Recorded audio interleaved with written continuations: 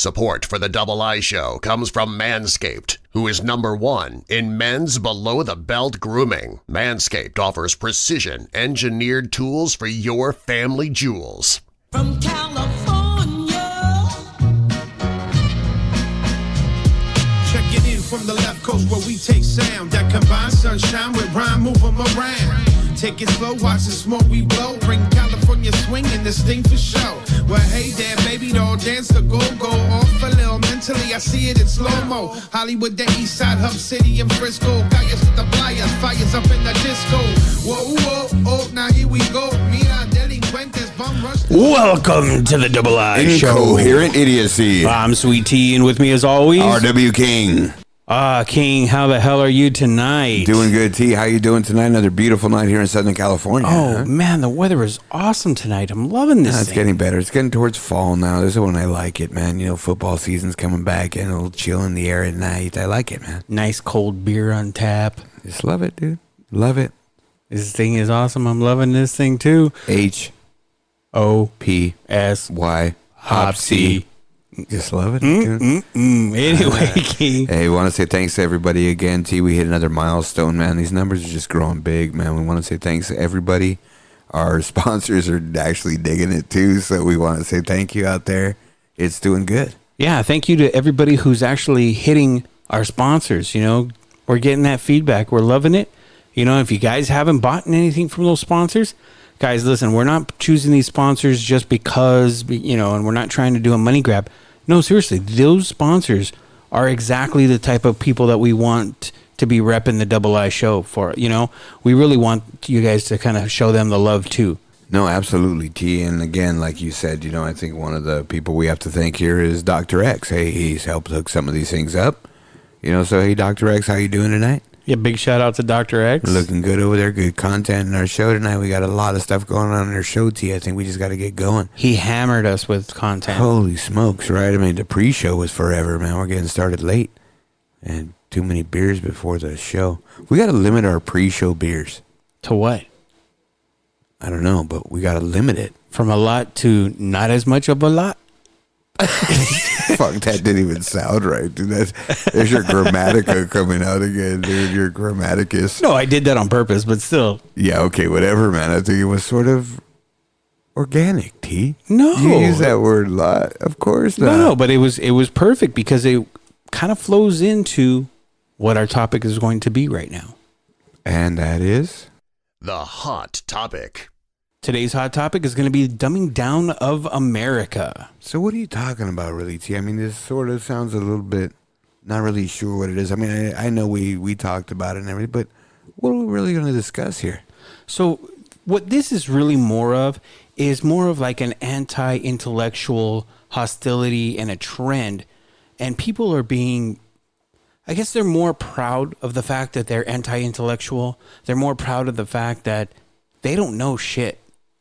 You know, they want to attack people who are intellectual scientists nowadays. You know, you say anything that has to do with science and they attack you for it, and they're proud. They're proud that they're ignorant on things. So it's an anti-intellectual trend that is going on. And I believe it all starts right now, to be honest with you, it has a lot to do with our failing school systems. I think that's a huge contributor, right? And I think that a lot of it is, there's so many different contributors to me, and I think a lot of people consider that the main one, and it's a big factor. I agree, because I think in the world we're just horrible with our schooling systems. I mean, we're like almost. The thing that gets me is you look at all these developed countries, and I've been all over the world, and these developed countries have very high-end school systems. You go to Asia, they're going to school 6 days a week. Yeah. They're ready for university by the time they're 16 years old. It's very different. They're making that the priority there. Where almost here, it almost looks like a third world country where we're not really as established, and our schooling systems are sort of reflecting that. Yeah, but don't you think it's kind of a little bit by design over here? You know, I know. How so? What? I don't know what you're saying. Well, what I'm saying is, why would we design to have shitty schools? Because of the corporate structure that there is going on right now. You have what they call the elites. Do you remember back in the day when was it like 5-6 years ago when there was the anti 1%er protests that were going on? No, I don't really know what that is. Okay, so this was people that were protesting the system. They were protesting all of these 1% wealthy elites. It kind of was going against like Bernie Sanders type of feeling as, why don't we have free education for everybody? Why don't we have Medicare for all? Why don't we have these types of things like every other developed country? And so what's happening is there's a big claim against these elites that they're purposely dumbing down the education system to keep us this way because they can keep their thumb on you. I don't know about that. That's almost like how you talk about conspiracy theory and that kind of stuff, right? I mean, I'm sure there's probably something that they can say supports those things. There is. But you can say there was so many things. And the reality is this. Technology has made us dumb. And I'm going to give you an example, T. Okay, when I was growing up, we didn't have a cell phone, right? Mm-hmm. I knew everybody's phone number by heart. Yeah, that's a good actually. Okay, yeah, I don't know anybody's fucking phone number now because I just touched their fucking name on my phone. Yeah. I be honest with you, I probably couldn't even tell you half the people's area codes.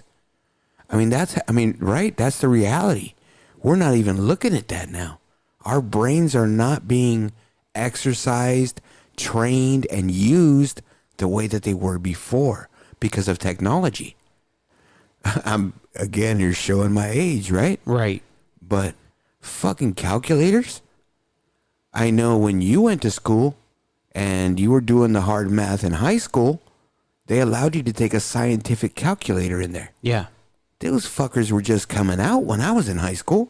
Those things cost $500-600. Right. There was not even computers when I was in high school, really, but IBMs. You know what I mean? Yeah.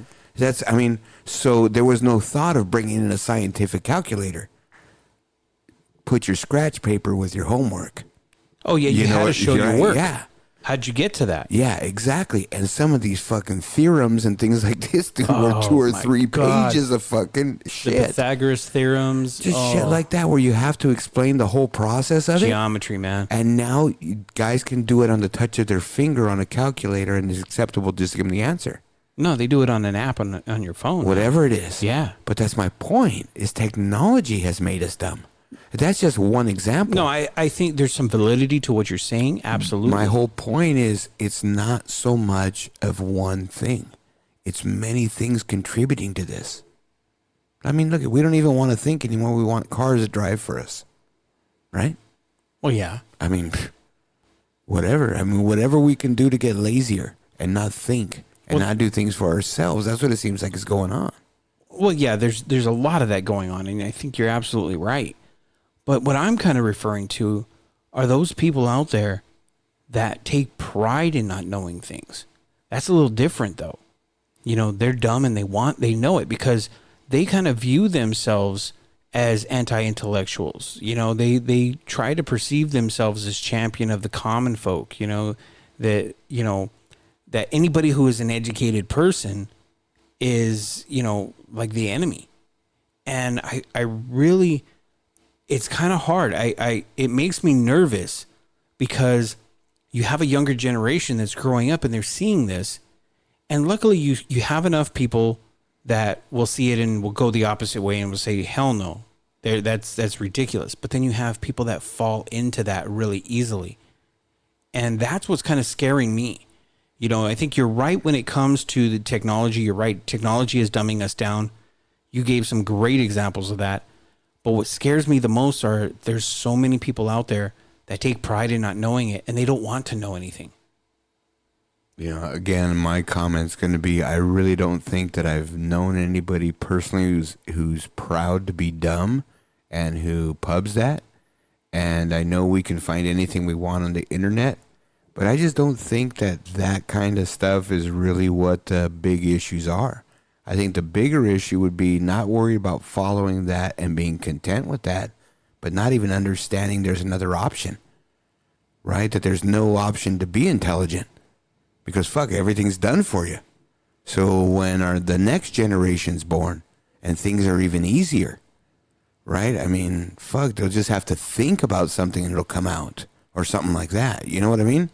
At that point, man, that's what's going to make us dumb. I truly believe that's what's making everything dumb. Let's look at this, right? And we've talked about this in other shows. I think another contributor, and it could even be a smaller part than the regular size contributor, video games. We talked about how those influence young minds and kids and people. And there's more accessibility to those things now. And it's so much more easier, right? And we also mentioned, too, it's the greatest babysitter known to man. Put that kid on a video game, you don't hear him for fucking 5 hours.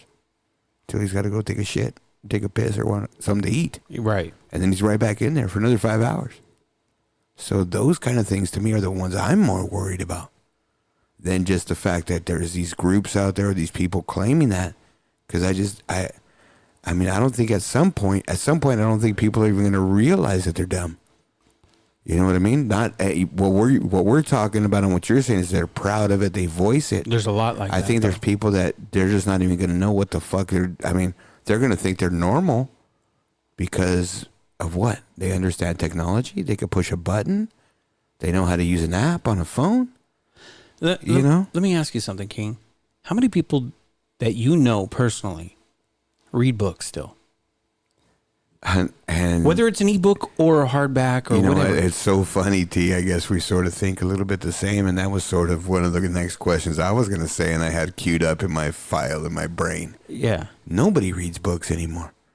I love to read books. I love reading.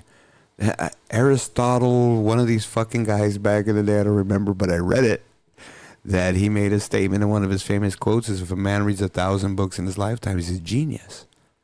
He's not talking about a fucking Mad magazine. No. He's talking about a novel, a book, something with substance. Yes. Okay, count 1,000 books. You know what Pretty I mean? It takes significant. weeks to read a good novel because you just don't have the time unless you're just on vacation.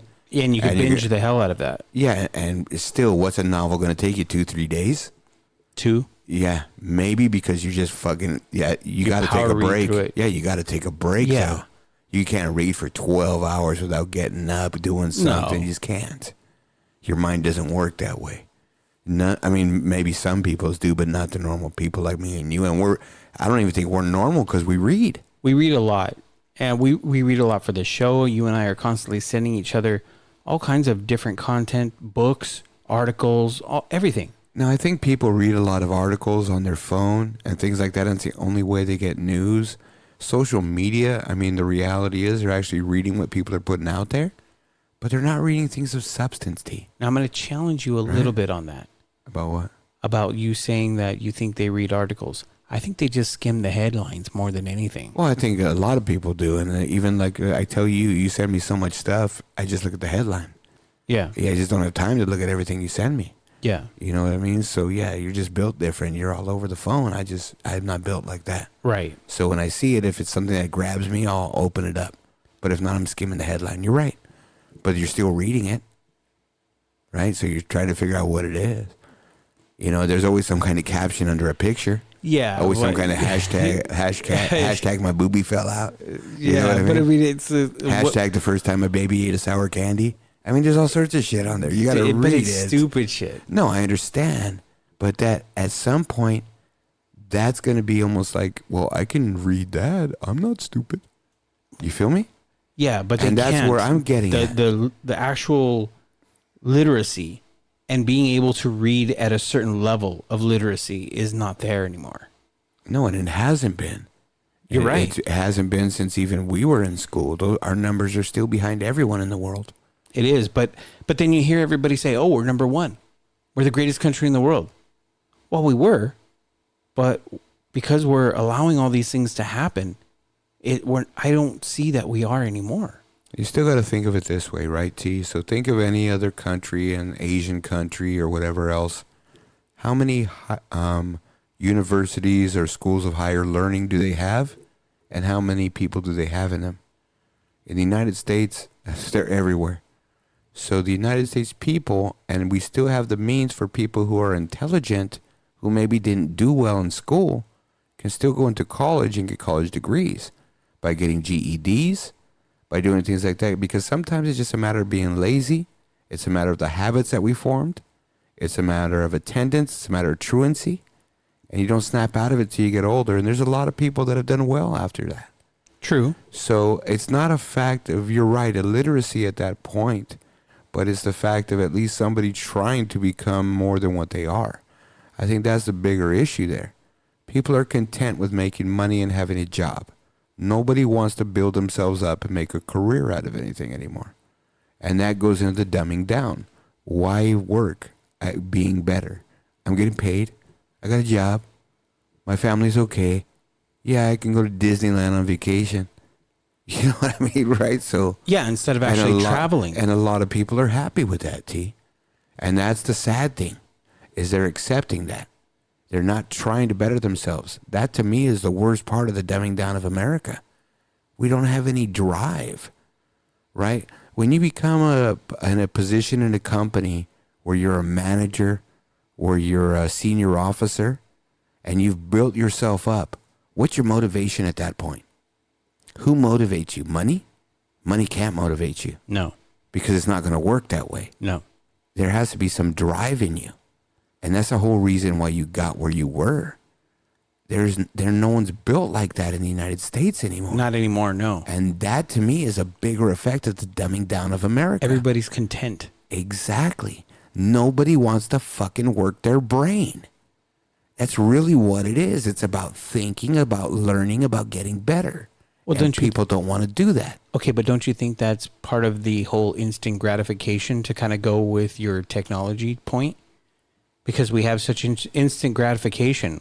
We have things like, okay, we had Facebook and we had Twitter, right? But that was primarily reading.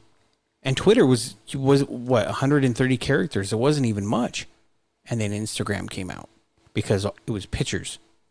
And so it's just all you can see and react to just a picture. Do I like it? I don't like it. Even go before that. Texting. Texting started dumbing down people. They can't talk anymore. With all the Kids hyphenated type and not this even and that. No, people can't talk and have a conversation. They can text for hours to each other. But put them in front of each other? Fuck, to talk for 5 minutes. That's it. It's just the way it is. Well, they can't even spell anymore because they spell in text. Well, not just that, but your computer does spell check. Your text, you can put the spell check on. Right, the auto check, but they override spell. it with, like, instead of ARE for R, they're doing the letter R. Right, and I do that too. I don't want to type out because I put BC. But but I don't think they don't know how to spell R. That's sort of easy. No, but you know what I mean? Yeah, but and my I point agree. is they're doing that a lot. But that's more of because that's what you need to do on those things, because to spell out the whole word, there's no reason for it. Well, nowadays it's autofill. Once you start typing it, it autofills it. Well, yeah, no, I understand that, T, but it's like, I think to me that's more the hipster thing to do, or the hip thing to do. All these little hyphenated words like you're talking about. I don't think it's an effect that people are stupid. They may not be able to know to spell it, but fuck, I don't think 20 years ago they probably know how to spell it either. It's just in general, like you said, just everything with technology and the way it's been going the last 20 years or so. It's getting worse and worse. And that's what I'm worried about. I'm worried about because everybody goes to YouTube to learn how to do things. Hey, dog, I was against that shit in the beginning, but I fucking already changed like a lot of stuff, dude. I changed an alternator in a car because of YouTube. No, you can learn some good stuff. No, I was against it in the beginning, right? T. I really was. Like, fuck my son. That's how he was fixing shit. Yeah. Oh, let me look at YouTube. What the fuck are you talking about? Well, my son does it too. I was like, dude, stop that shit. You know, this is 6-7 years ago. Yeah. When, they were first doing it. Fucking dude, what are you doing, man? Next thing you know, I'm looking at it. Hey, they're showing everything.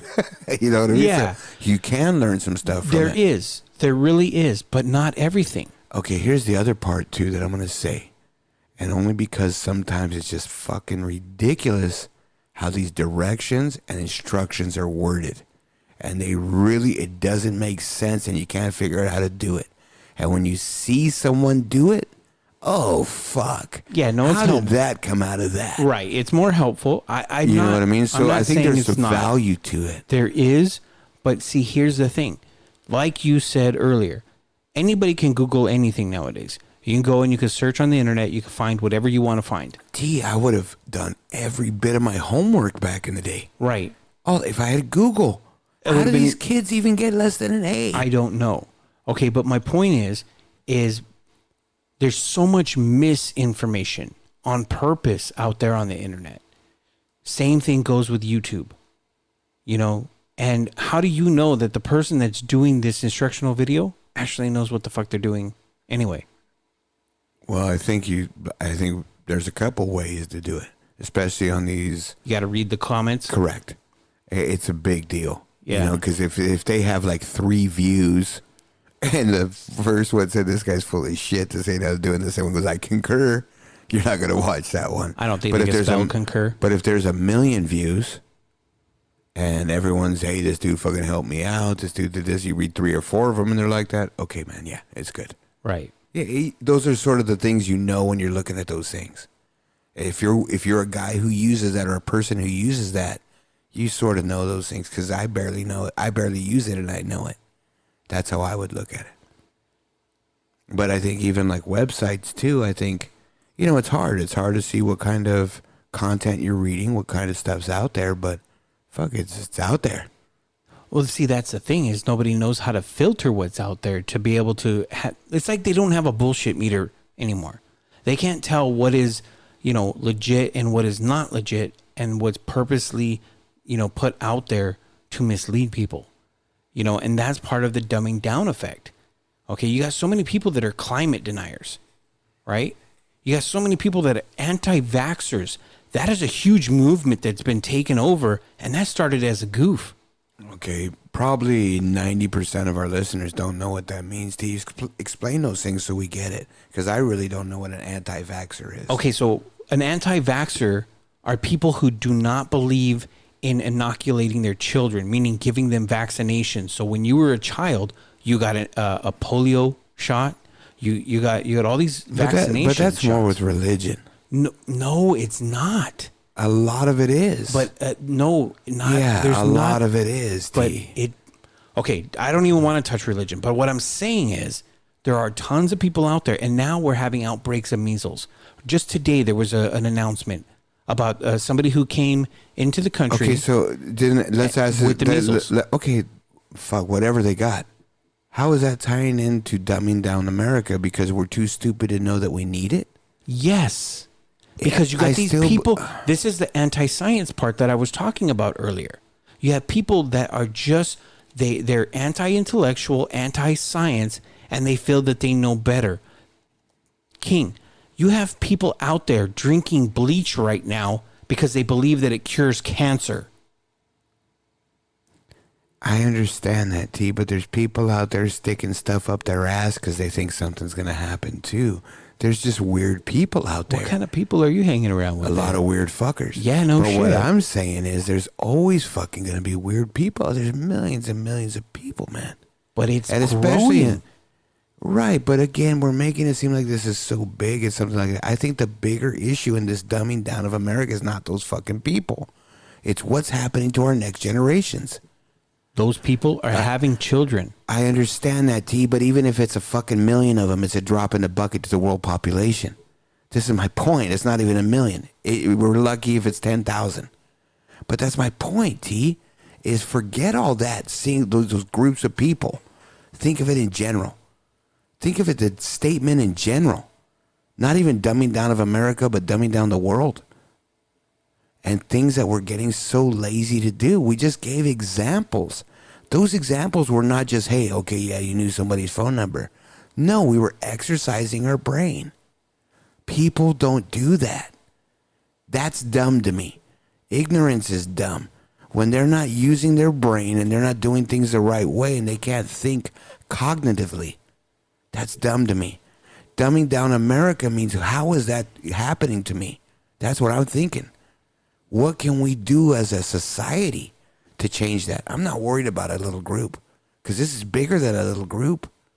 This is our fucking country is going in a fucking down the toilet, and the whole country's getting dumb. I understand what you're saying. Yeah, but I disagree with you And what you're saying right now, as far as this is a little group, it's not. And this is something that 100,000 people, 1 million people, T, is still a drop in the bucket in the world population. we're not talking world. We're talking America here.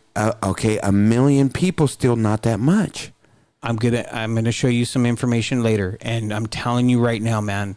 These people, it started as a little group, and now it is growing and getting crazy. Okay, T, again, but this is no what we one gotta knows worry these about. actual numbers, and the media makes things bigger than they are, or people won't read it. My point is, look at the bigger problem. It's everybody's getting dumb, ourselves included. And that's the problem. Media's going to do whatever they I'm not want to do. talking the media. I never brought up the media. They're the ones putting these stories out, T. They're the ones dictating what we listen to, what we hear, what we read. Okay. Right? I mean, it is what it is. Yes, we consume media. Right? Yes. And they dictate really what we read, what we hear, what we see. Because we're reading news outlets, we're reading things on the internet, on news outlets, on media outlets. Things that were put out by national media outlets, accounts, things like that. They're all in outlets. So yeah, T, they're sort of controlling what we're hearing. It's the Rupert Murdoch thing, right? The thing that they did at Fox. It's real. And we have to be careful as a society to really look at the bigger picture. And that's what I'm saying. I understand this might be a threat and it's a problem. But even if this just is getting bigger lately, who gives a fuck? This thing's been going bad for 20 years plus, and it's getting worse, T. This thing's growing at epidemic proportion in our whole country. I know that. I'm not worried about that one group. I am because it's gaining steam. And whether and it is or not, the group that on the outside that's even dumber is 100 times bigger, and we're not paying any attention to that. We're focusing on one small group. That's my point. Even if we're going to put our focus on that and say, okay, we're going to concentrate on eradicating that or getting these people educated, whatever we're going to do, we're missing the mark, because the mark's 100 times bigger. Our whole society in general, even the people who go to college, you know it as well as I do, T. You work in the workplace. You've sat next to somebody who just started working there and has a college degree. They're stupid as a motherfucker. They have no common sense. Yeah. They've been in school their whole life. Yeah. They can't think for themselves. They can't do things. They can't make a decision. Correct. They only know book work. And that's the hard thing, man. It's, what is education? What is intellect? And our society is just, to me, and this is my opinion, is much bigger than those little groups, because looking at it, what's going to happen in 20 years? 40 years? Fuck, are we even going to have a country? I mean, just look at the way everything goes, right? So many voices, so many younger groups, younger people take these voices, take these things like these groups you're talking about. And what gives them power is people like us putting stuff into it. It really does. And yeah, they grow steam, dude. And still, the more exposure they get, the more people are going to join them. I disagree. The more exposure they get, the more people realize they're full of shit too. No, when I mean exposure, okay, first of all, people can't join them if they don't know they exist. That's the exposure I'm talking about. Not true. So you're just grouping people who have the same thinking in this group. Do you remember when we talked about freedom of speech and everything? We were talking about 4chan and 8chan, right? We were talking about these websites. Yeah, I remember that. Okay, now these people are going on sites like that. People are going and they're gravitating towards that. They're searching for it. They go out to try to find it. But again, how many people are on 8chan? 1 million? No, tons more than that. I don't have the stats in front of me, but there's a lot of people, dude. Yeah, but I mean, you're saying, okay, I can't. I think the bigger picture is, like you said, the bigger concentration is our education systems, technology, what it's doing to us, the workplace. We talked about that too, T, right? How this professor came out, and I was telling you this thing I was reading, this article. This guy basically said that with technology now, technology could replace 80 or 90% of the workforce out there in the world. But they couldn't do that because the economy would crumble. You'd have so many people that didn't have any means to work. The world economy would Correct. crumble. And I believe that. What would happen to those people? What would happen to everybody? Right? So technology's out there and it's available to sort of put the human race almost into annihilation. Well, we already right? know what's going to happen. We see like what's the going to happen. Terminator. I mean, Well, no, I mean, okay, no, I'm not to your saying like point- for real, right? But to your point, what you were just saying, the point that you were making, we already know what will happen. We're seeing it with people, workers like in the coal industry and different types of warehouse industries that are getting replaced by technology, that are getting replaced by these different various means of pretty much an AI workforce now. So we see that. We know what that is. Now, it's not on a scale like what you were talking about, like 80-90% of the workforce will get replaced. We don't know, but we can project, we can forecast exactly what's going to happen because we see what's happening in these small sample sizes. Well, the way this guy sort of broke it down is he sort of broke it down into how much was manual labor, warehouse jobs, and he sort of broke down all the things that these things can do, and they had showed all these automated warehouses where there's like one person. Amazon. Things Prime like that. example. Yeah. Well, all the ones in Asia too. Yeah. This thing, all you see is just pallets moving around these racks, and they're just flying around, and they pop out, and they're all staged out for an order. Yeah. And it's just a conveyor moving them closer to the truck, and the guy's got to load them in his truck. Yeah. So that's really it. It's one or two guys in a control room. Tobacco land, in Raleigh, North Carolina, when I worked for Nabisco. Yeah. Right, I would visit that plant. There was like 8 people per shift, and they're making 10 million cigarettes an hour. I mean, everything's on robotics. The trash is taken out by robots. And this was back in the 90s. So, yeah, man, I mean, this is back then. This stuff is out there. And the technology is there. And it's a big win for companies because they never get tired, they don't call out sick, and they're not going to file workers' comp on you. Right, so And you don't have to pay any kind of vacation holidays, nothing. nothing like that. Nothing. So yeah, I mean, I think that we definitely have the means to eliminate a lot of jobs. Think of an office job. Already receptionists are a thing of the past. You call into an automated system. Yeah, they have you want the IVR. Yeah, press 9 if you want the directory. I hate those damn You things. know, right? But yeah. you know what I mean. Yeah. Salesforce. I mean, you probably. You eliminate, half a Salesforce by doing things by automation, right? You don't even want to call in By Salesforce. right? No, it's a platform called Salesforce, and it eliminates most of that stuff. And it's actually called Salesforce. This is my point. Yeah. And these are things that people are coming on. The big dogs already know all this stuff. Oh yeah. And they've already presented it to the government. And the government's like, fuck no, you can't do that. Don't fucking do that. They have to. Right? And the guy's saying because the economy will crumble. The country will crumble. Well, the world. Yeah. The world economy will crumble. Yeah, Because this absolutely. isn't just, our economy is no longer just a isolated economy. But you look at it, T, and I'm going to say this too. Again, out of all the developed countries in the world, we're so behind everybody. Even China, places like this, these Asian countries I go to, these are all these automated places. Yeah. Over here, we're way behind that. We are. And the places that are automated are usually overseas companies that move over here. They're not domestic companies. Correct. So we're just so fucking ass backwards here. 100%. I'm not going to argue on that. And my thought is, man, when is it going to kick into gear here and one of these generations say, hey, fucking wake up, guys. This shit's fucking way behind. And something happened because I think to me, when we talked about this subject, that's the first thing I thought of. Look at what's happened in the last 20 years, 10 years ago, 5 years ago, 5 years from now, 10 years from now, 20 years from now. Fuck, I already feel stupid. Just all the shit that can be done for me. I don't even have to remember any directions. No. You GPS. just Waze. Put it on my phone, doggy. Yeah. Throw it in Waze. There you go. Dude, you just have to write directions and figure them out. Listen, I'm going to say right now, I believe that things are getting worse when it comes to our educational system.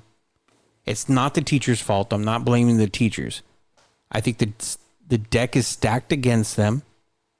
And I think that there's a lot of shit going on. And I'm not a conspiracy guy, and you know that. but I gotta believe that there's something else afoot. There's something else going on, and it just kind of concerns me. The first thing I'm going to say, I'm just going to throw a little addendum in there. I don't want to cut you off, but I am going to blame some teachers, because I think now the teachers are in this woe is me thing, and they have right, but you know what the bottom line is? It's just like any job, T.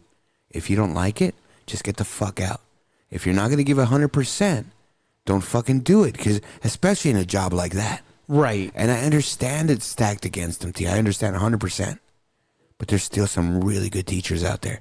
No, there's a lot of great teachers out there. You know what, man? If they can do it, everyone can do it. No, you're right. And it's about what we said, what motivates you. Correct. If it's the money, if it's the ease, if it's about getting a paycheck, it's not going to work. Correct. And especially in that industry. I'm not arguing that, and you're 100% right on that. I'm the first person that says that all the fucking time. Okay? You know, I hate tenures. You know, if a teacher's tenured, I hate that whole entire system. You know, I don't even want to get going on that. But I think, you know, you got to understand the issue that I see with the deck being stacked against them, and we don't really touch on politics here as kind of a more of a guideline for us. But I think I got to blame all the politicians on this. I'm not even saying red or blue, but I mean they don't put anything into education over here. They don't put an emphasis. Why is our military budget 20 times greater than the next country below us? And yet, when it comes to education, we don't have the money. No, only the Get the fuck out of here. Education, because there's money revenue and money stream in those. Right. That's really what it is. No, it is. That's what I'm saying. And that's something that we've even discussed too on other, topics that we want to talk about is the NCAA money stream. Not just for their sports, but for the NCAA, the universities. Yeah. Those guys get a lot of money. I mean, they get benefactors, they get all this other stuff, giving them stuff. And they got sponsors on their campuses, things like that. They get a lot of money. Yeah, it's big revenue. It's all money. Plus the tuition. Yep. Fuck, dog. So, you know what, T, we're going to have to wrap this up, man. It's getting a little bit long, but I think we're going to probably revisit this at some point. I think you had some good points. I think that we both made good points here. Yeah. And I think the bottom line is I think we both agree something has to happen. Something has to happen in our society that's going to wake us up. We got to figure this out, and we got to make sure that our kids and our kids' kids got something at least viable that they have to look forward to in their life. I just wonder how much time we have before it actually does happen, Yeah, no, I agree. I agree, man. Hey, but live every day like it's your last, brother. That's the whole point. You're right. Yeah, right? Because what do they say? Today's, it's a present. It's a gift. It's a gift. Yeah, that's why tomorrow's not promised. Yeah, it's the future. The Man's Corner.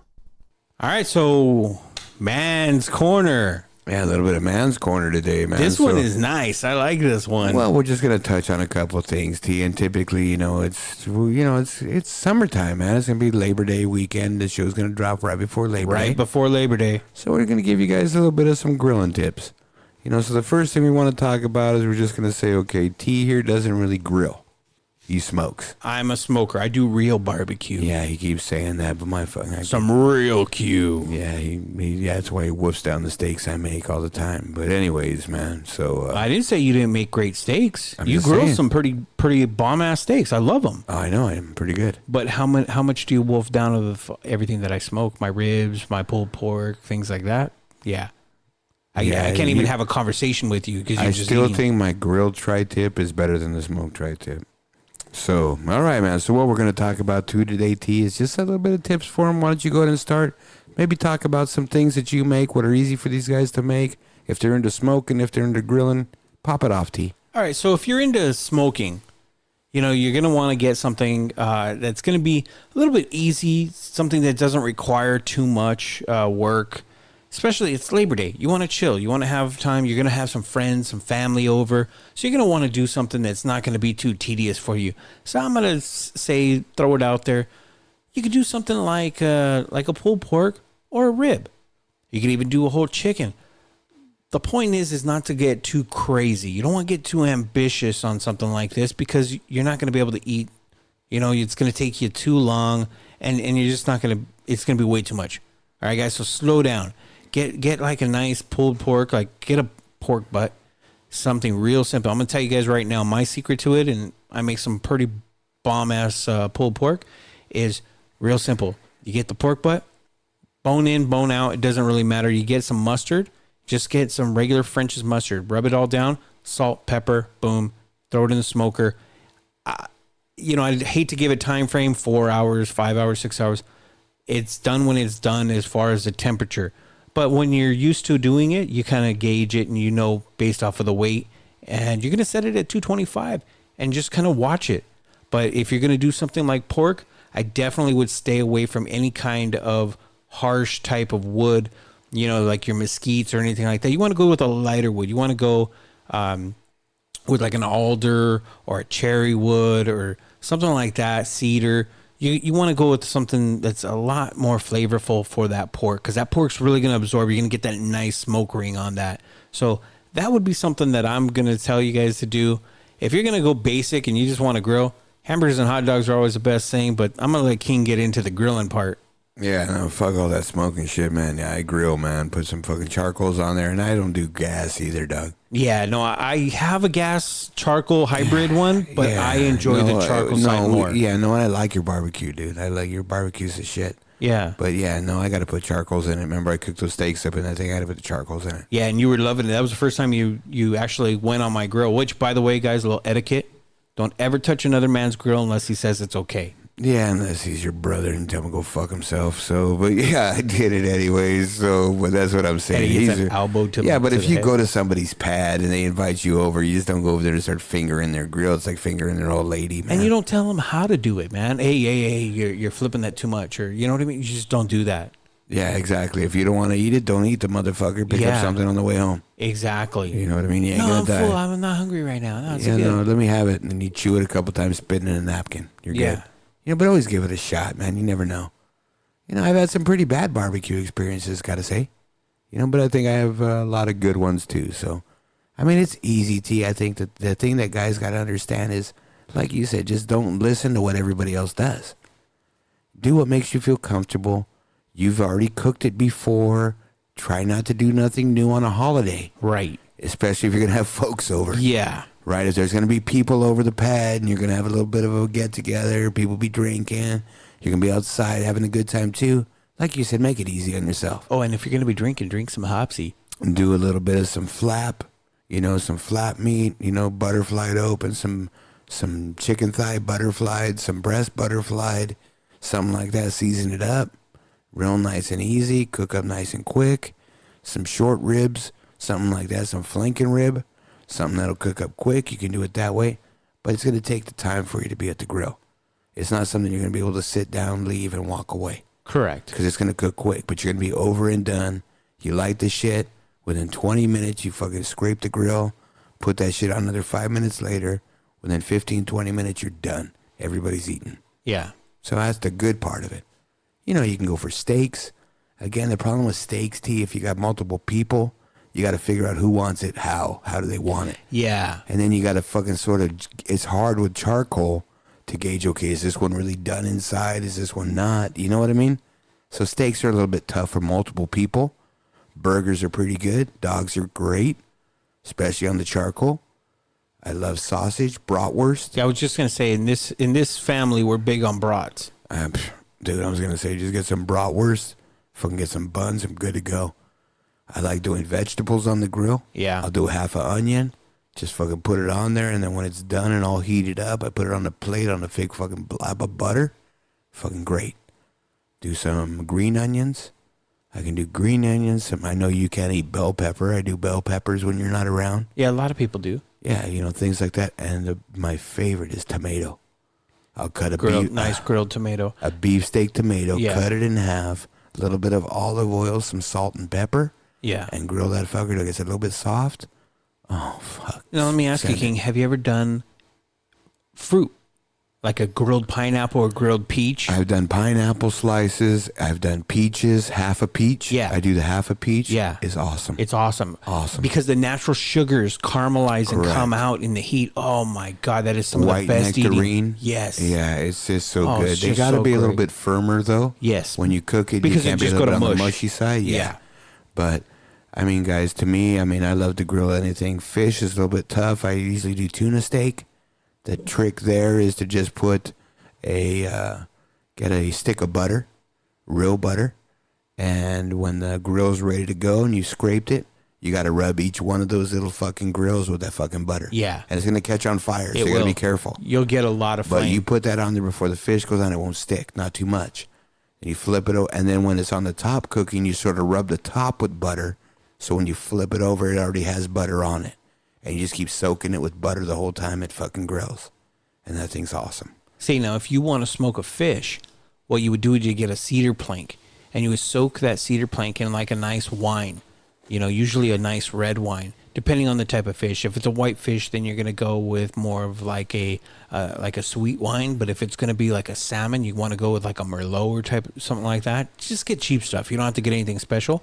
But I would soak that cedar board for at least half a day, and then you throw that fish on top of that cedar, and then you put a little bit of butter on top of that, and you just smoke it and let it go. Oh, man, that is some great fish eating right there, because you got that cedar smoke. Nothing better than that. Yeah, well, I'm not much into smoking, but I like to fish. I like the stuff you smoked. To me, it gives me a headache, all the smoke. But I want to say something, too. I do love to grill tri-tip. My tri-tip is awesome. So my trick is this, guys, is basically you make an O out of charcoals. So in the middle, there's nothing. And you just make a ring out of it. And you light it up, and you start it the same way. I really recommend you get a fat on tri-tip with a nice fat cap. Trim a little bit of the fat off. There's going to be one side with more fat than the other. And buy a needler, these little tenderizers. And needle the shit out of that tri-tip. Season it with some Montreal. Montreal's the shit. I put it on chicken. I put it on pork. I don't get the one made for chicken. I don't get the one made for pork. You get the steak one. For fucking everything. Yeah. That shit's fucking great. That thing is awesome. Just enough flavor, and it changes flavors on different proteins. Yeah. So I put that all over the tri-tip.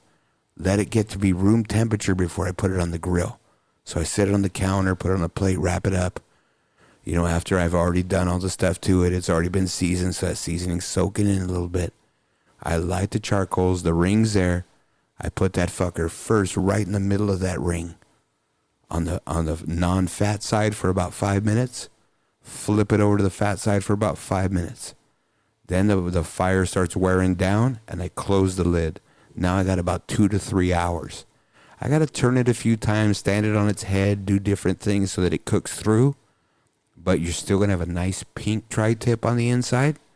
On the middle is going to be pretty much a medium, but the outsides are going to be a little bit more well, so you have everything for everybody, and the meat's just falling apart, man.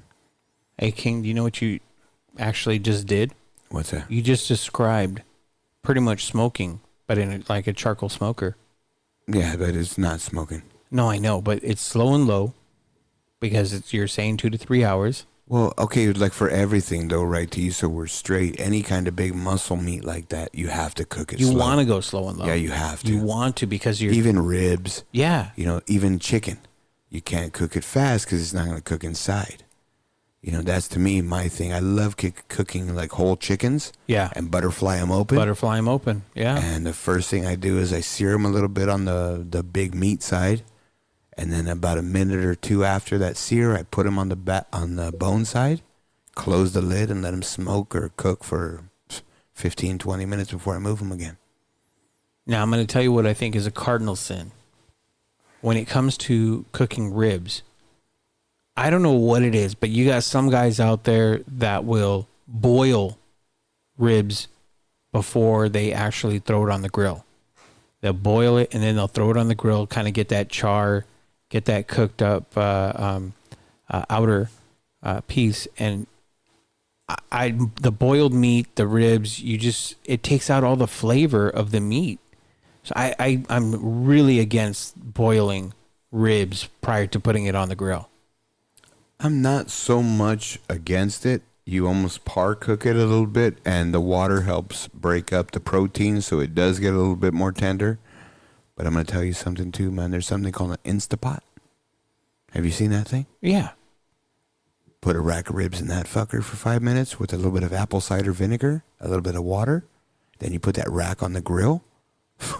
Dude, I'm just telling you. Yeah, that's a pressure cooker. It's a little different, you know. But I'm talking just straight up boiling. No, I understand, but I mean, to me, man, I mean, I'm all over that Instapot because it's hard. See, let's not be. I mean, I'm going to be honest. To me, ribs are one of the hardest things to cook good. Yeah, because it's tough. Yeah, the meat gets too tough if you overcook it. If one side's cooking too much, and it's hard in charcoal to do that. So it's hard for me to cook ribs. I definitely love that Instapot now because I know when I'm putting it on the grill, I'm just doing it to get marks, get flavor. It's already cooked. Have you ever tried sous vide? No, I'm really not into that. So let's stick to grilling today. I'm just asking since you mentioned Instapot. No, we were talking about ribs and boiling. No, I know, but you could sous vide it and then throw it on the grill. I've seen a lot of dudes do that. Okay, I don't know where you can get a bag that big, and you got to get a pot to submerge it. It has to be pressure under the pot. No, it doesn't. Not for sous vide. It has to be under the water. It has to be underwater, but it doesn't have pressure. No, you have to hold it with pressure to stay under the water. So these devices or sort of these pots or whatever have like a lip or something to hold stuff in. You got a rack of ribs. How are you going to put that into a boiling pan? YouTube it. I'm telling you, I see it all the time. I see dudes doing it all the time, and they're not doing it how you describe it. How do you know that information's real? I don't. How do you know it's accurate? I read the comments. Touche. All right, man, let's move on, man. But guys, hey, you know what? I don't think either way is wrong. I think whatever way you like to grill, whatever way your family likes, whatever's easier for you. I mean, you guys know how you do it. You guys know what you're about. If you can't handle it, if you don't want to deal with any thinking or dealing with it, fucking burgers and dogs. You buy the press-made patties, throw them on there, fucking flip them a couple times, you're good. You're good. Yeah. You know, depends on what your family likes. Yeah, and there's some pretty good burgers out there, too, that are pre-made. Oh, yeah, you can get some pretty good stuff. You know who's got a good burger, man? Walmart. They got a tri-tip burger that's pre-pressed and made. 4 of them is like $6 or something. Yeah. But, dude, that shit's good. I'm just saying. You okay. know what I mean? No. Hey, it's good. I haven't tried it yet, but maybe I'll go check it out. Try it, man. So I think it's going to wrap up our grilling tips, man. You got anything else out there? No. I think we pretty much covered it. That sounds good, man. It's time to pay some bills. Check, please. Hey, T, did you hear about new Hopsy beer? It's a Keurig for beers. I did, King. Hopsy partners with a long list of breweries, and they ship mini kegs to your home or your office, and they bring fresh beer to the comfort of your own home. Go to hopsy.beer/II for great deals. His package includes a sub-home draft machine, 2 Hopsy glasses, 2 mini kegs, and a free membership in their monthly beer club. For a great low price, you got to check out that price, T. HOPSY. Hopsy. Did you know? So, sticking with our grilling theme, T, we got a little bit of a did you know here. Did you know that when McDonald's was first opened, it was called McDonald's Barbecue? They were barbecue balloons? Did you know? I did not. They were a barbecue joint, dog. That's probably why they want to do a fucking McRib all the time. I like the fucking McRib. I'm going to tell you, though, the new McRib... Where's the bone? It's no good. It's not a rib. No, but the old McRib, I guess the way the shape was more like a rib. It looked like a rib. Because now it's just like a fucking patty. It's like a pork flat patty. They didn't even put like the bone waves in it and shit like that. Oh, they don't even try to make it look like that. They didn't even try to make it look like that, dude. McDonald's barbecue. How about that, dude?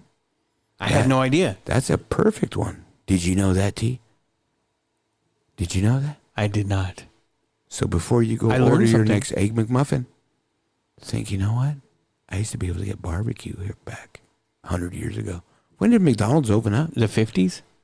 Was it the 50s? I thought so. I think it's in the 50s. Well, that one over here in Downey, that's one of the first ones, right? In California. Where was the first one at? Back east, or were they started back east? I think Midwest. I think it was the Midwest. I don't know. I never saw that movie. What was that movie? With, was it Jack Nicholson? No, not Jack Nicholson. I forget who it was, but it was about McDonald's, about the founders of McDonald's and everything, and how that guy screwed the founders out of all that money. Maybe I do remember you said that right now. Yeah. Sounds familiar, man. Michael Keaton. That's who it was with Michael Keaton. I like Michael Keaton, man. Yeah, he's Remember? a damn good actor. Yeah, he was pretty good in Batman. He was probably one of the only Batmans I like. Beetlejuice. And they're making a Beetlejuice 2 now. He's going to be in it? Yeah. Did he go eccentric or something? Did he get a little cray-cray like Jim No. Carrey? Or that was just Jim Carrey I'm thinking of? Yeah, you're thinking of him. Yeah, he went a little AWOL, huh? But his girlfriend. Anyway, man, let's just go ahead and move on, dude. We're getting a little morbid here. But yeah, did you know, T, that in the beginning McDonald's was McDonald's barbecue? Breaking news from the Double I Guys. Oh, wait a minute. Did you know? Wait a minute. Before we leave, Dr. X just came up with the stats. So McDonald's was actually founded here in California. I thought so, in man. San Bernardino. San Bernardino? In 1955. So when was the one in Downeyville? Dr. X, Google that shit. When was the McDonald's in Downey first built? All right. Well, we'll find out. And now, sports. So we're going to go and get into some sports, T. We got some NFL on deck today. A little bit of some NBA stuff. I mean, we got a little bit of stuff. MLB stuff. Yeah. Fuck, there's more of your MLB shit. We're Hey, gonna come do on it now. Okay, no, and I'm with it, man. You know I love the Dodgers, bro, and I'm all into it. It's getting towards the end of the year. I'm getting a little bit more hyped. So we're gonna do a little belly watch. We're gonna do a little belly versus trout.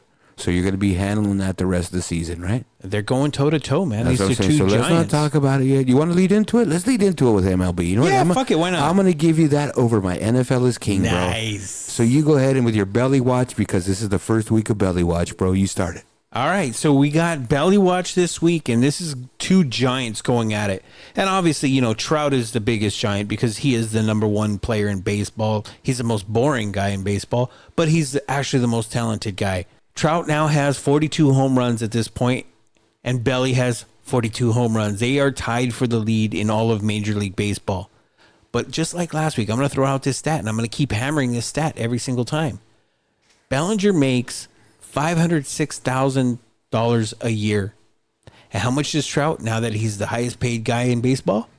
He's making $33.25 million per year. And look at those stats. Those guys they're paid to put numbers out there, right?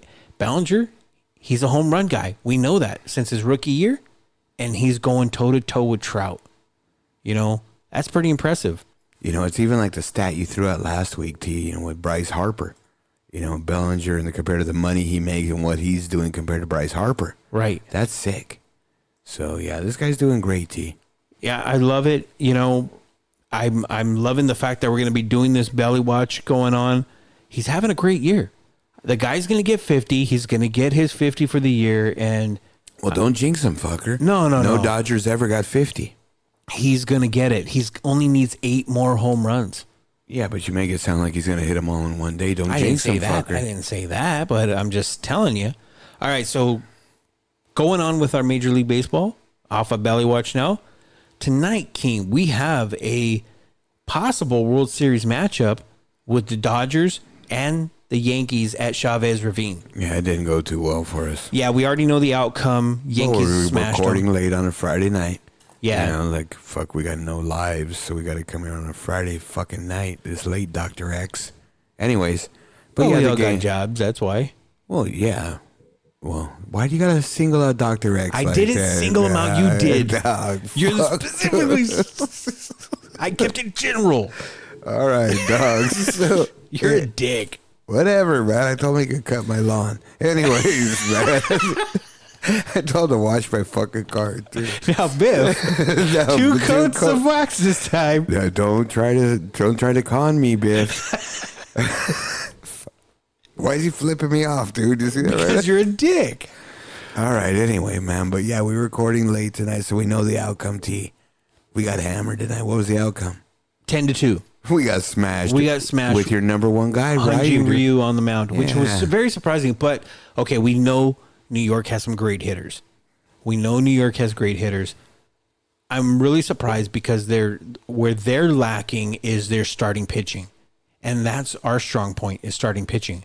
And our bullpen is what sucks for us. And their bullpen is their strength. So, you know, it's okay. It's one game. It's a series, a 3-game series. So I'm looking to see how, you know, the bullpen does against them. I'm trying to see how everything, but Hyunjin Ryu kind of got beat up today. Yeah, no, I think that they got to be careful what they do. I think that that's been their problem, right? The last 2 years, the American League teams have been smashing them. I think this So- was good for them, though. Well, it better be because they better get ready. Right, But exactly. That's enough MLB, dude. You already got me dizzy. Let's go back in the NFL, dude. All right. NFL is king. All right, so go for it. All right, man. So we'll talk about some NFL, man. So the first thing we're going to talk about is Zeke. Zeke's getting back on track. He was just offered the second highest contract next to Todd Gurley. So it's just a matter of time till he signs. I told you, he's not going to wait and hold out to be the number one guy. He's just waiting to come in. He's already in San Diego. He's come up from Cabo San Lucas. He's inching closer. So, yeah, it's just a matter of time till he gets back in camp. You know what I Don't mean? they? Where do they practice? They practice here in California, but where do they practice? Oxnard. They Oxnard. already broke camp, dude. I think everyone's broke camp already. Have they broke camp yet? I don't think This so. weekend they break Is it camp. this weekend? Yeah. They break camp soon, so he's not going to go to camp, which is fine. You don't need to go. Right. Yeah, he's good. But It's not like he doesn't know the playbook. the other thing, too, is what we talked about Melvin Gordon. He's still out. Doesn't seem to be making any progress there. They're still holding strong on both sides. Yeah, they dug in. So, yeah, so basically, like I said, I think that San Diego's going to tell him to go fuck himself, and they're going to they're going to play the season without him. And I think if they do, Melvin Gordon's just setting himself up to end his career. Because the more I look at it, they control him for another 2 years, plus they could franchise him, right? They could franchise him for another 2. After that. Yeah. So, dude, I mean. So he's fucked. Yeah, and they're not going to get a hit on the cap because they don't have to pay him. He's going to be getting suspended. Yeah. So, fuck, dude. I mean, I just don't understand what he's doing. I would look at his agent. I mean, I think his agent really misplayed this. Well, sometimes he is not the agent, it's the guy saying that, he's making the agent do this. I'm not going to go fucking play. Look, bro, I'm telling you, you got to take this money. We got to play this contract out and move on. These guys won't pay us. Fuck that. I'm not going to fucking beat myself up for this shit no more. Sometimes that shit happens, D. True, it does. You know what I mean? And I think that might be the issue here. He's getting beat up. He's Well, not a durable guy anyway. No, and I think he's just trying to protect himself. Correct, because he knows at any point his career could be over. Yeah. So, yeah, he wants to get all he can now. And Zeke, too. If you're going to fucking put me out there 350 times a year, guys, for the last 4 years, fucking pay me now. But I think the big difference is Zeke doesn't have the health problems that Gordon has had.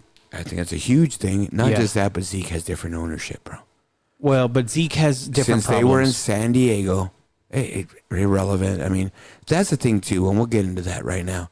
Since they were in San Diego, that ownership's the cheapest fucking ownership out there. Oh, they're horrible. Horrible. Horrible. So Melvin Gordon trying to stick it to this ownership, good luck. It's the David Sterling of the NFL. Well, yeah. The other kids run part, it now. the other part, yeah, you're right, dude. And that's the thing that sort of got me, where I sort of thought Zeke would be in camp trying to work this out because of how much Jerry Jones and the Cowboys stuck behind him for all his bullshit. Yeah. So that, I mean, Well, but a I lot of people understand it, thought that. But I think maybe he was doing that before, and maybe I heard that, or somebody made some kind of reference to that he's been doing that, and he's been showing them for that support, and he hasn't been doing that. And he finally said, "You know what, guys?" And they've been telling him, "We're going to pay you. We're going to pay you." They just been stringing him along. Because they have to pay everybody else, and they strung him along. He's like, "Look, guys, enough," because Dak and Amari are coming up. And I need to get paid before those motherfuckers. Because I've been doing this here since the first day I got here. Yeah. So, and that's really what his leverage is. So, I think just a little bit of some more NFL news. And it'll get bigger for us here in the next week or two. Getting closer to the season. Any cuts, things like that. No more big injuries that I know of. A couple little dings up here and there. Cam with his foot. Yeah, again, it's all precaution, T. He'll be fine week 1. So, I mean, it is what it is. I'm more concerned about his shoulder still, because look at Andrew Luck last year. It took him a year to come back from his shoulder. Yeah. He missed a whole year. Well, and it took a few games too before he started throwing. Well, remember, strong. even when he started, he wouldn't throw the ball over 50 it was yards. just dink and dunk. Correct. And it took 5 games before you started to see there's him really throw. Yeah, there's really not too much out there. We really won't know the significance of these dings and little bruises and bangs on these guys until, the season starts. And then we can really let everybody know the effect of it or what happened. Right now, there's no trust in what anybody's saying. Because people say it's no problem and they're not going to play for 6 weeks. Yeah. Or, it's pretty bad. All of a sudden, they're ready for week 1. So it just happens that way. I guess the other thing we can talk about, and I'm getting tired of talking about him because I don't think it's that big an issue, is AB. The media's all over this, everything else. Mike Mayock came out. You're either all in or you're all out. Look, assholes, you knew what you got in this fucking headache. Quit fucking putting it out there. To me, T, I think they're sort of trying to make headlines. You know, it's what they want. They're trying to stay relevant. Yeah, man, exactly. And they know getting this knucklehead is just going to fucking make all the headlines. But see, there comes a point in time where this guy is just bad for the clubhouse. Whatever it is, you knew it when you got him. You bought the luggage. You bought the cow. Yes. Right? To get the milk, you bought that cow. Yeah, exactly. So they can't say they didn't know what they were getting. Right, because he wasn't that guy when Pittsburgh drafted him. No, but he grew into that guy when his power started coming. Correct. When he became an elite guy. Correct. But, you could blame Pittsburgh for maybe making him into that guy because Tomlinson allowed for that to happen. Tomlinson kind of, egged him on a little bit and said it was okay, right? Because he's not a disciplined guy like that. But when it comes to the Raiders, to your point, they knew what they were getting. They knew they were getting that guy. They went out and traded for that guy. I completely 100% disagree with you, T, on the fact that Tomlin is the guy who let this guy happen and they grew him there. The reality is, in the history of the NFL, really good receivers are fucking like little divas. They all are. And I don't know what it is with that position, but they all have acted this way. There have been so many guys worse than Antonio Brown, but because back in the day there wasn't the big media outlets, things weren't fucking popping out. But there are guys that are 100 times worse. I hear the stories. I read the books. I've talked to players who played in the 80s and 90s. Correct. And that's my point, too. But their coaches allowed for a lot of that to happen, too. No, they didn't, T, but the guys were so good. Okay, remember what I told you, too, in the beginning. That in college, the coach is the most important person on that team. In the NFL, they're the least important. And that's the difference. And the only exception is probably the hoodie. Other than that, it doesn't matter. If you get the highest paid player on that team or the best player, the owner's going to side with the player. They do that in all sports. The coaches are disposable. There's very few that aren't. There's a handful that are probably. Sean Payton, maybe McVay, maybe a couple other guys. But that's out of 32. That's my point. He's been like this forever. And it's just, I think to me, a lot of this is magnified by the Raiders. They want to be magnified because, like you said, they're not relevant. This is making them relevant.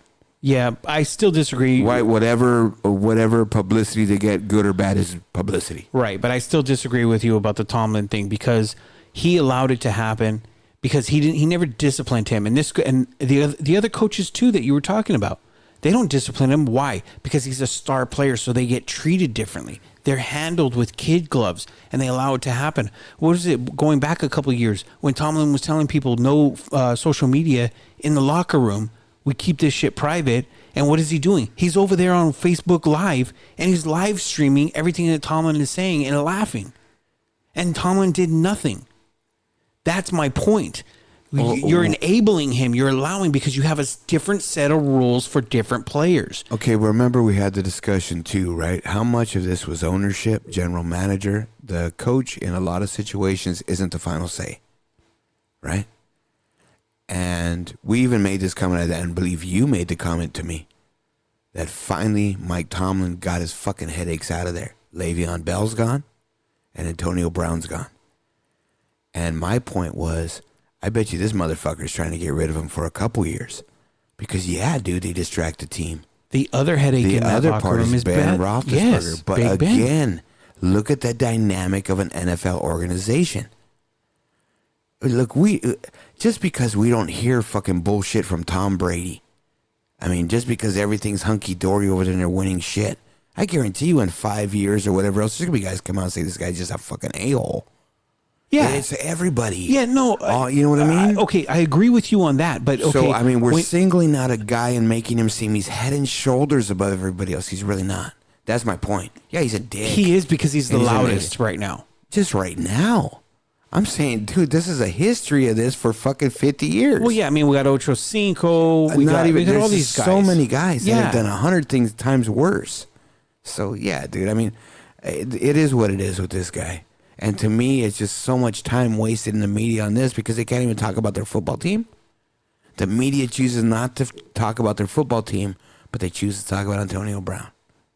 That's the media. Well, he's a polarizing figure in football. That's why. So go to our next story, T. I think it's a little bit fucking crazy you were talking about, and I still don't think it's a big deal, but I know some people like yourself thought it was a big deal. So tell them what's going on popping off about the field issue again. All right, so, okay. If anybody doesn't know, the Raiders and Green Bay just played a preseason game the other night. You and I were on the phone watching this, and I don't think we were actually realizing what we were watching. But did you notice that there was no kickoffs? No, you told me after. Yeah. And not just that, but you told me that it was on an 80-yard field. It was on an 80-yard field. And then once you said that to me, it made sense just because of the configuration of the field. Well, because of the CFL, but there's a big hole because of the way that their goalpost is, right? So it's like the back of the end zone for the NFL was the goal line of where the CFL was, but my point was the field wasn't ready. I don't know who the hell is the one that's supposed to, I mean, you say all the time, NFL's like this big conglomerate, right? Money, money, money. And if you're investing that kind of money into your product, don't you think you're going to go out there and you're going to make sure this shit happens? Last year, what happened in Mexico City? The field wasn't ready. The field was in bad condition, and they had to move the game here to California. Luckily, the only reason why nobody talked about it, the reason why it didn't become a big time issue was because it was a hell of a game. That was an amazing, Monday Night Football, Sunday Night Football. It was a Monday night game. Was it a Monday night? Okay. Yeah, it was an amazing game. It was one of the highest games that we've seen, God, since I can remember. But my point is there's so many instances going back the last several years where the NFL's trying to expand. They're trying to go into international, and they're not doing the due diligence, and these field conditions are horrible, and nobody's paying attention. But the other thing that kind of everybody's now saying is this is a slippery slope is the fact that they were playing on a short field and they played with no kickoffs. And they're saying that this might set precedents. You may have seen what is going to set the stage for future rule changes because we already know the NFL doesn't want kickoffs because they've already been taking away a lot of the kickoff rules. They're already set to try that next preseason. Well, there's no kickoffs. Right. Yeah, you start on the 25-yard line. And this was kind of like the precursor. They were more than happy to go with this. So they're saying you're witnessing the beginning of where the end of the kickoff is. Well, of course, it's coming at some point. He is not a genius to figure that out. But okay, so my rebuttal is this: I don't think that these games, and I agree with you. I don't think that I think in the NFL's haste to move these games all over these different countries, they're not really doing the things they need to do to get these fields in condition. I think that the stuff in Mexico City last year was out of their control because it's a private entity that owns that stadium, and they had a concert there. The concert burned the field. As soon as they found out, and they questioned them about that concert, and they guaranteed them there would be no issue. So after the concert, the NFL flew a surveillance camera over it. And when they got the footage, they flew people down there right away and changed the game. They were talking about changing the game a week before. But they had to wait and make sure they couldn't resod it. They couldn't do nothing else. And they had to change the game. The one here, I agree. These guys just sort of, whatever else. I mean, I don't understand why they would do that. Again, that was another private entity, though. Right, but they knew what they're doing on that type of field already. They knew the holes were there. So I think what I'm looking at is I'm sort of going to try to do a little bit more research, and maybe they knew this and they were okay with it. And if that's the case, it wasn't a fuck up because they knew it was going to be like that. Watch Hard Knocks because it's going to be on Hard Knocks. It should be. Because there was a lot of game time decisions because Right. Green Bay didn't want to play. Okay. They were saying, no, this field's not in any condition. We don't want to play. Okay, so that's different though. But now, I did hear that, but that field condition has nothing to do with the 80 yards and the no kickoff and all the things you just spoke of. You really didn't touch on the condition of the field, and that's what I was going to say. I think the bigger issue there was same as some of these practice facilities. The condition of the field and the practice fields aren't good enough for these guys. These guys are fucking running 21 miles an hour, bro. I mean, one little fuck up and you snap your leg. You snap your ankle, you tear your ACL, your career's done. And that's the part I'd never get with these owners, with these teams, these organizations, the NFL, that you're right, they're not protecting their players enough. I don't think that anything other than the fact that the 80-yard field, the holes that were filled up, they did enough to take care of that. It was the condition overall of the field. I think that's the thing that we need to talk about the most, because you can't go to somewhere just to get outside the country and have an issue with the field. They have issues with the field in Europe, but it's not a safety issue. It's more like a mud issue. Right. Because of how the climate is. Yeah, exactly, in England. Yeah. And they talk about that and the sea level and things like that. But it's not really a safety issue. These are more safety issues here for the guys and the players. And remember a couple years ago at the Hall of Fame game, I want to say 3-4 years ago. I was going to bring that up too. The Hall of Fame game got canceled. Because they went out to go warm up on the field and like, fuck this. So the NFL brought officials out. The officials talked to the team. They just said, fuck it, we're going to cancel the game. Right. They should have done that here. They should have. Because this is nothing but an exhibition game. Right. And that's what they're called. And you're putting players Preseason at risk. Exhibition. Correct. So here we go again thinking, you know what? Their thought is, we're not going to play our starters a lot anyway. It's our backup guys. They got to tough it up. I bet you. Well, that's Gruden, because that's Gruden. But Well, no, I think Green Bay too. No, Green Bay didn't even want to play. Well, they said, no, we don't want to play. Why do you think Aaron Rodgers didn't play? Oh, he had. Well, no starters played. No, they did. Yeah, I saw some of the offensive line played, for sure. Just because a quarterback and a running back didn't play, the offensive line started and played. Bakhtiari played. All these guys played. I was watching the game. Because I heard no starters played. No, they played. I mean, I was watching the game, but I didn't. Okay, so that sort of sucks. That you're sitting there saying, okay, you're a backup. Right, Go you're fuck fodder. yourself up. Yeah. You know what I mean? Yeah, fuck, dude, yeah. Okay, now here's the other thing, though. And this is something to you, what you were just talking about, the Hall of Fame game. Okay, what I was going to bring up real quick was Green Bay a few years ago, if you remember, I think they were the one in the Hall of Fame game. They might have been, but they did an exhibition, or just not even an exhibition. They did one of those joint practice type things, remember? And they did it at a high school, a local high school. They sent their team of I don't even know what you call these people that maintain the field and everything.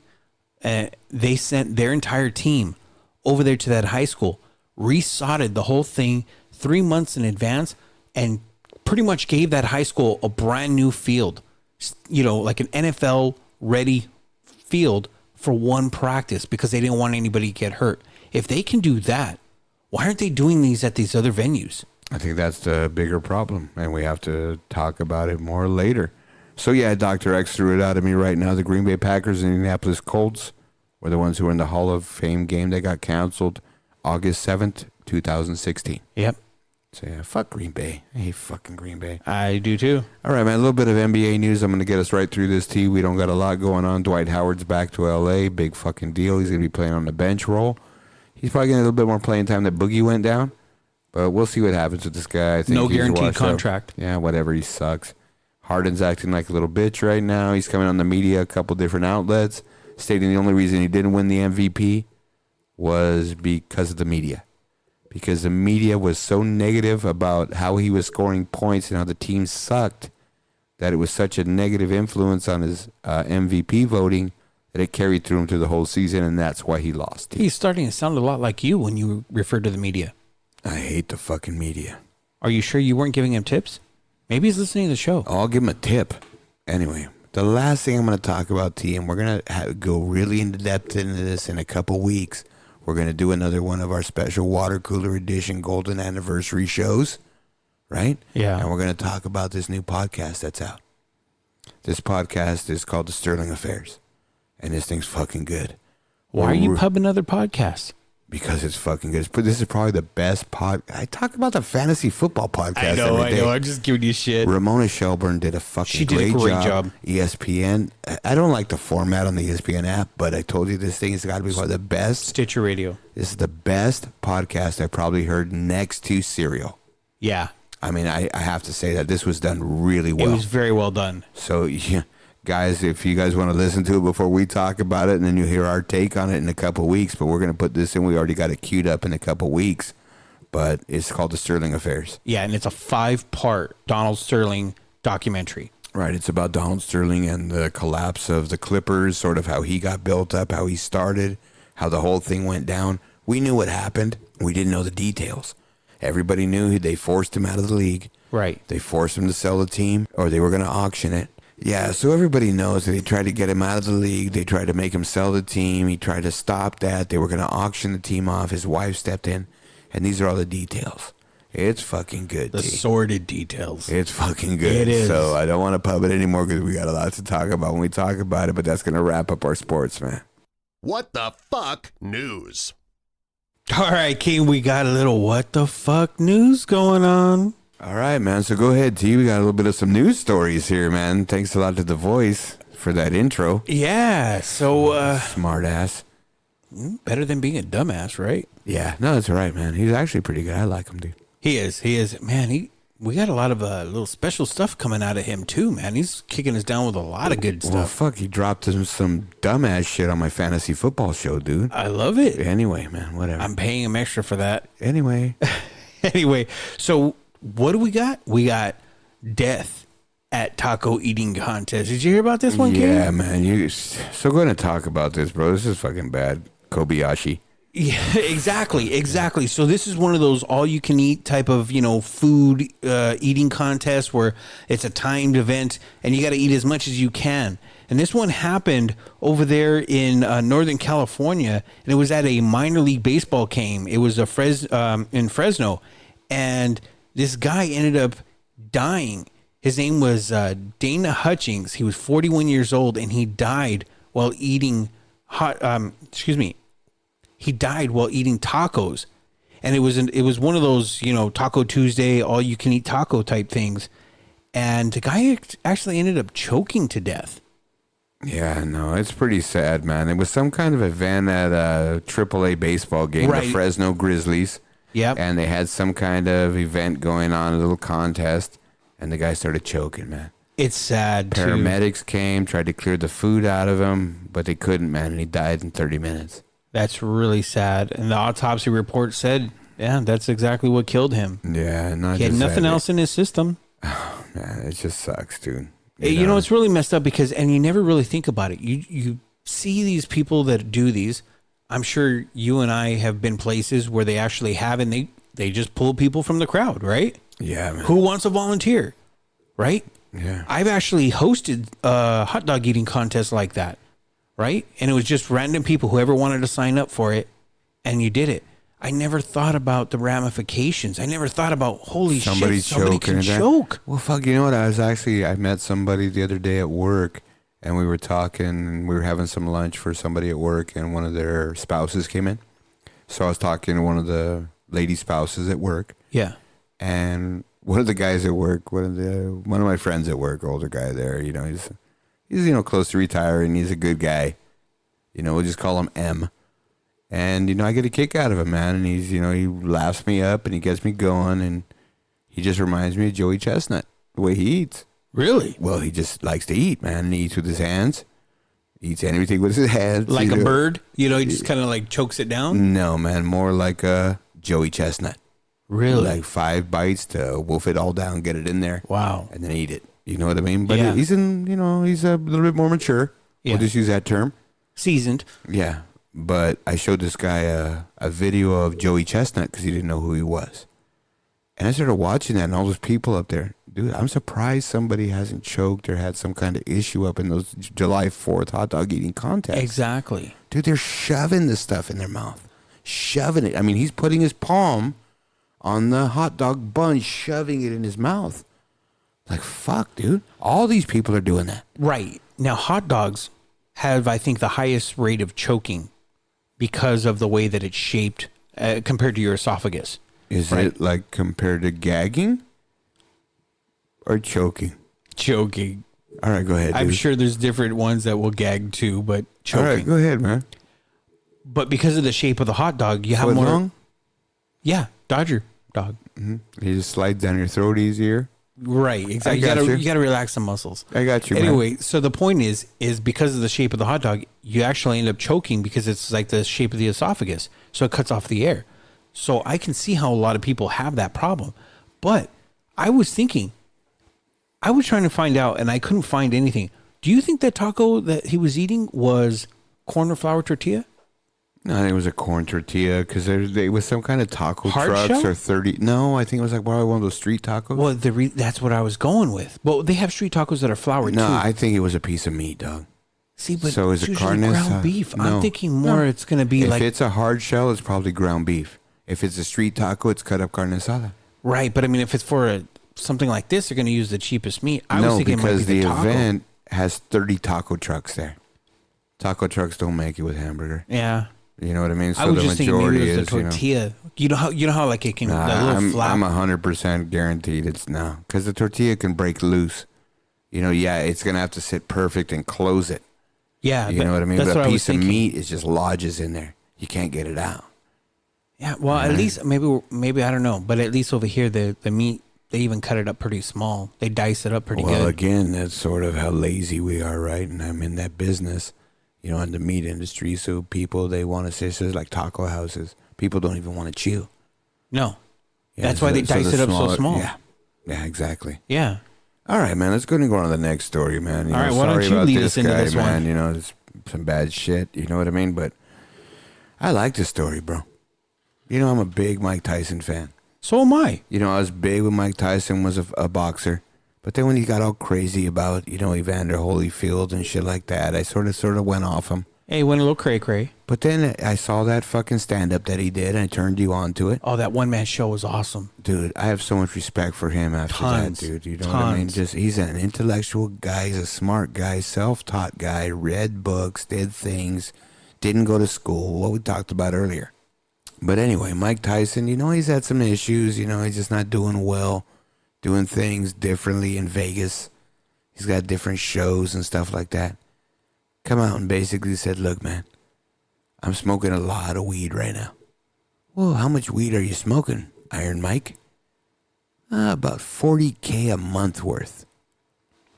Really? So he's Holy putting that out there, shit. telling news outlets that he's smoking weed at about the cost of $40,000 a month.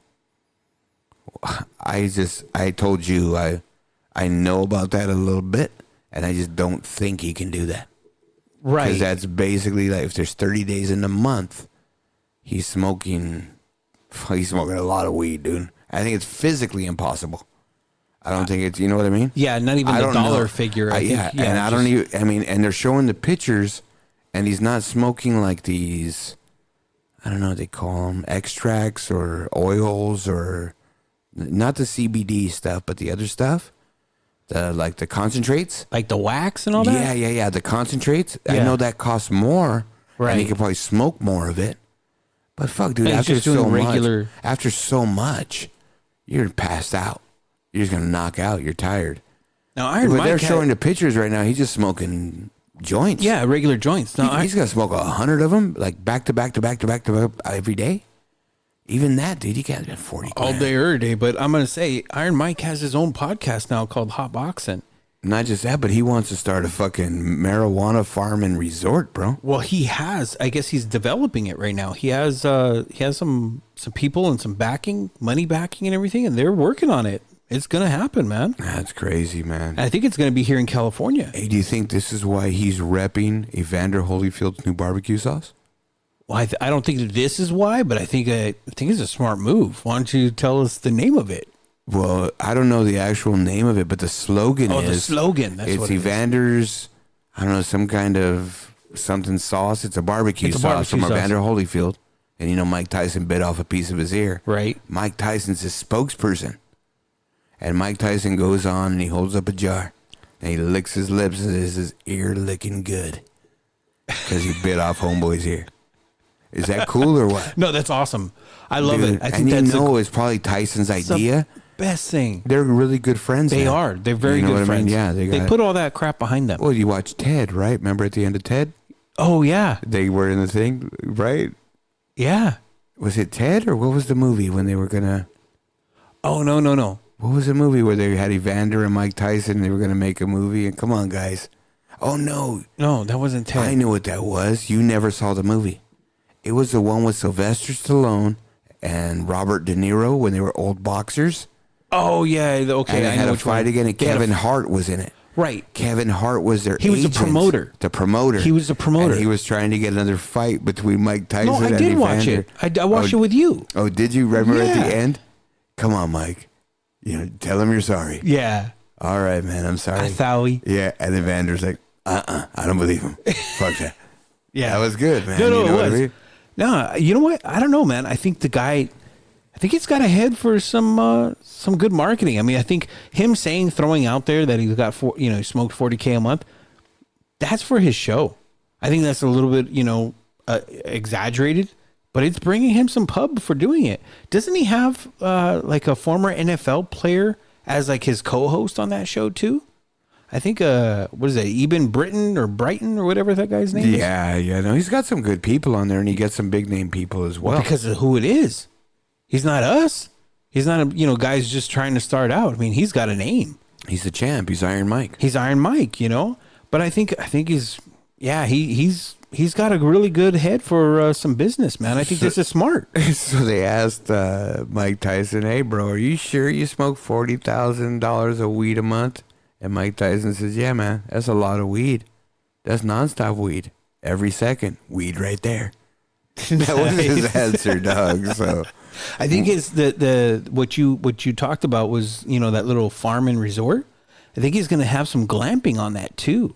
That's part of it. Is like you drive an RV up in there or something, or you have cabins. No, or like those cabins, but they're all fancy. That's why they call it glamping. It's glamorous camping. No, really though, but the glamping started because you take an RV to a campsite and there's no tents, no nothing. You're living in a house. So that was the original glamping. That's original, yeah. But nowadays, like it's one of those like soft wall tents where it's got a hard floor, and then there's like a jacuzzi that's right next to your tent, and there's nobody around you for a little bit. And so he's gonna have glamping, and then also a edible factory, and some kind of amphitheater in there too. So he's got big plans. No, absolutely, man. But I mean, fuck, it says he's gonna sell 9 strains of cannabis flower, potent extracts, and soon edibles. Yeah. So yeah, Mike Tyson working that weed train, bro. Why not, right? It's legal. It's legal here. Is he in Nevada? No, it's California. Oh, he's in California. He's in California. Oh yeah, man. That makes sense, right? Absolutely. Went into effect in 2018. Launch it. The Tyson Ranch. What's taking so long? It's the funding, dude. It's costing him a couple $1 million. Oh yeah, but I'm sure he's got backers too. He's got a lot of backers. You would think you would, but probably it'd be hard. I mean, who really wants to back? Well, probably Dave. Anyway. Big money. I mean, no, it's on the New York Stock Exchange right now. Some of these weed co-ops. Oh yeah, that's what I'm saying. It's big money that's now. what I was gonna say. Who's gonna invest in weed? Like, Yeah, wait a minute. whatever. Yeah, Yeah. I stopped myself. You had to stop yourself, Ed. All right, man. So what do we got next, man? I think that wraps us up there, King. Oh fuck, T, man. This thing was just going, man. Great story today, man. The dumbing down of America thing. I think we really got to talk about that some more, man. Yeah, because we were getting into it a little bit. It's not just that. It's just there's so much. I think it's like a tree with branches, right? And we're just barely opening the first couple branches. I think there's a lot out there that we could discuss about this. And I think that's the bigger thing to discuss rather than the argument. It's Pandora's box. It actually is, or like you say, it's a rabbit hole. It is. Right? So, yeah, you're right. And, I think everything else flowed good. We put some good grilling tips out there. You're like, guys, it's Labor Day.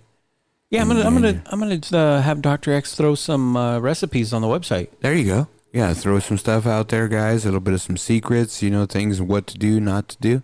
Hey, did you know, T, that McDonald's used to be McDonald's barbecue? Dude, I know that now. I learned that today. That thing was awesome. Right, pretty fucking good, huh? And I didn't know, even in the pre-show, you guys didn't talk about it. So I actually, this was a shock to me. When you and Dr. X sit there and tell me, oh, you got to do the did you know, I ain't going to fucking tell you guys. Because then I put it out there, you guys sort of give me shit sometimes. So I'm going to surprise you. And if you don't like it, that was a surprise. All right, I learned something today. Right on, man. So Dr. X, thanks for sticking around, man. Great job today. Great job, T. Yeah. Another wonderful show in the books, guys. What we're going to do is we're going to be posting our fantasy football edition. It either dropped yesterday or it's dropping the same day today, right? Are we going to drop it today? Is Dr. X going to stay around? Or are we going to drop it tomorrow? Not sure. Well, it's out, man. We know it's out before this show's going to hit, right? Yeah, it's going to be out before this show, for right, sure. So exactly. So, all right, man. We're going to go ahead and do that. Take care of that, guys. You know, our fantasy football. Go and take a listen to that, guys. We went and finished out. We're going to have another mid-year roll there. We're talking about RW King's big picks and how they're doing. We're going to do another one right before the playoffs. We're going to track how it all flops. For you. Yeah, I gave the disclaimer, D. I know you did. But I like to hold your feet to the fire there. Hey, we got a couple drafts coming up in our leagues too, T. We got some big ones coming. I've already had a couple drafts. You know what I mean? So I got a couple more coming.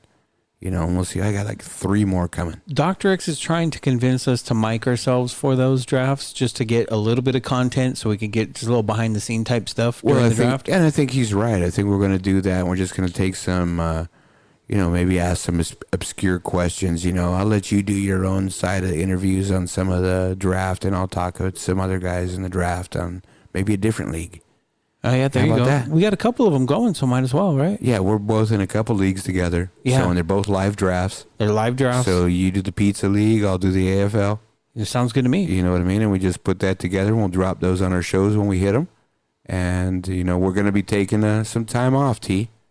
Right? So let's go ahead and prep everybody now. After episode 25, which we want to thank everybody. We're coming up on our 25th episode. I know it's not a lot, guys, because people do that in 5 weeks. But that means 25 weeks running. That's almost half a year, T. Yeah. So we're going to take a week break, like we've done in the past. It's a milestone. So, we're going to have a little bit of a different format for that show. And we're just going to be putting it through. And that's our first quarter, man. We want to hit 100 episodes. And hopefully this thing's going to blow up by that 100th episode even more than it has now. Are we going to be sober for that episode? No, absolutely not. Hell you want to make that the whiskey episode? That could be the whiskey episode. All right, dog. So we got the whiskey episode coming. All right, dude. Okay, I'm telling you, you either got to have a pot of coffee here or some fucking electrodes sticking on your nipples. All right? My nipples are getting hard now just thinking about that. Well, because you're fingering them, dog. Yeah, anyway, let's get out of here, dude. It's getting late.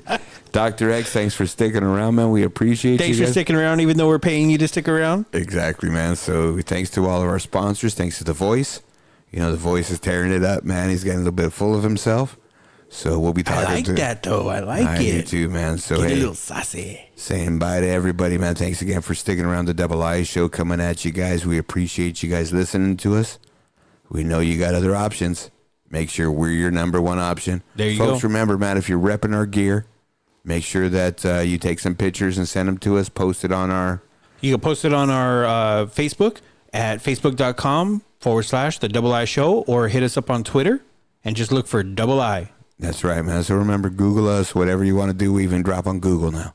Yep. So, guys, hit our website. Do whatever you got to do. Just come at us, man. We appreciate all the info. For the Double I Show, I'm Sweet Tea. I'm RW King. And we are... out. From California. Check it in from the left coast where we take sound that combines sunshine with rhyme, move 'em around. Take it slow, watch the smoke we blow. Bring California swing and this thing for show. Well, hey there, baby, don't dance the go-go. Off a little mentally, I see it in slow-mo. Hollywood, the east side, Hub City, and Frisco. Guys with the flyers, fires up in the disco. Whoa, whoa, oh, now here we go. Mira, delincuentes, bum rush the show. Aquí in Cali, where trees so sweet, and these habits is feeling airy on this rugby beat. And on summer nights, we use our feet. Hey, T, did you hear about the Double I Taco guy? No. Yeah, man, we got our own taco guy. Ooh. His name's Omar, bro. Fucking, this is the best tacos in town. Guys, if you're in Southern California, you're going to have to call this guy. We're going to go ahead and work with him a little bit, T. He's going to be a sponsor on our show now. I'm loving it, but where the hell was I when all this went down? Well, me and Dr. X made the deal, bro. Oh, that's why. See, I know And the Omar, too. fucking- He didn't say nothing. And the fucking tacos are great. Oh, his stuff is the bomb, man. Hey, guys, you know what, man? If you guys need something, just give Omar a call. His number's 562-387-6091. That's right, man. Omar the taco guy. So what's the deal? I mean, like, what is it that they get?